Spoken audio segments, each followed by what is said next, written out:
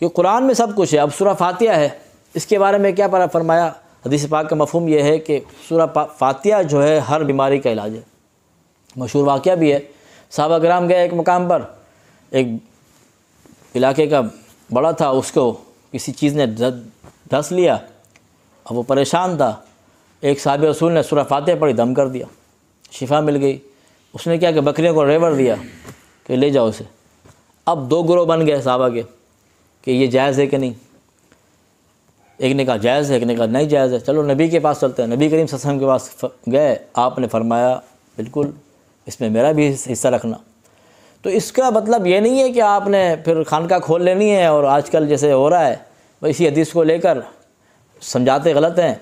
समझाना क्या है, समझाना क्या था इससे?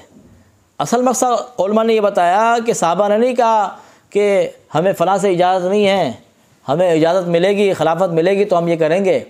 साहबा ने ये पैगाम दिया हर मुसलमान का हक़ है, बामल है, मुत्तकी है, सूरह फातिहा पढ़ेगा, असर होगा।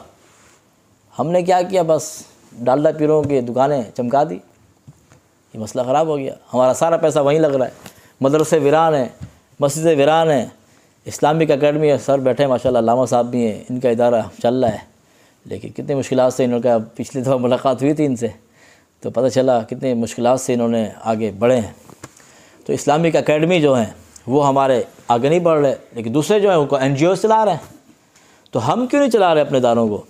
हम इस तरह के लोगों को क्यों आगे नहीं कर रहे? क्योंकि हमारा पैसा सारा मज़ारों में, खानकाहों में लग रहा है। ठीक है ना? तो सही जगह पैसा लगाएं, जान न छुड़ाएं। क्योंकि सूरह फातिहा जब पता चल गया, अब इसको क्या करना है, हमने जब हमारे खुदा न खास्ता कहीं मसला होता है तो सूरह फातिहा अव्वल आखिर दुरूद शरीफ पढ़ें, सूरह फातिहा पढ़ के दम कर दें, इंशाअल्लाह शिफा मिलेगी।